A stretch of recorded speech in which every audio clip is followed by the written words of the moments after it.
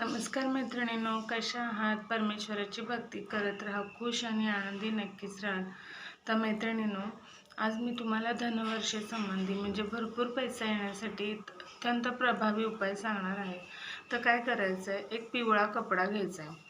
त्या पिवळ्या कपड्यामध्ये आपण काळ्या रंगाच्या काळी हळद असते, त्याचे 11 गाठ, म्हणजे हळकुंड जसं आपलं पिवळं असतं तसं काळ्या रंगाचं असतं, त्याच्या 11 गाठी घ्यायच्या आहेत। त्याच्यानंतर 11 गोमती चक्र स्वच्छ धुवून अभिषेक करून ती ठेवायची आहे त्या पिवळ्या कपड्यामध्ये।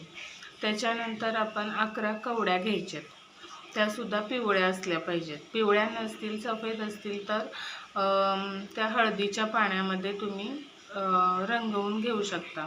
त्याच्यानंतर आपण एक चांदीचा सिक्का ठेवायचा आहे त्याच्यामध्ये, आणि हे सगळं आपण त्याची पोटली बनवायची किंवा त्याला कलाव्याने असं गोल बांधायचं आहे आणि हातामध्ये धरून ओम नमो भगवते वासुदेवाय नमः या मंत्राचा 108 वेळा जप करायचा आणि त्याला अगरबत्तीने किंवा धूप असेल तुमच्याकडे तर त्या धूपाने असं खालून असं अभिमंत्रित करायचं त्याच्यावर, म्हणजे पूर्ण निगेटिव्हिटी त्याची गेली पाहिजे, आणि नंतर ते आपण आपल्या तिजोरीमध्ये ठेवून द्यायचं। हा उपाय तुम्हाला कोणत्याही गुरुवारी करायचा आहे, कोणत्याही म्हणजे शुक्ल पक्षाच्या गुरुवारी।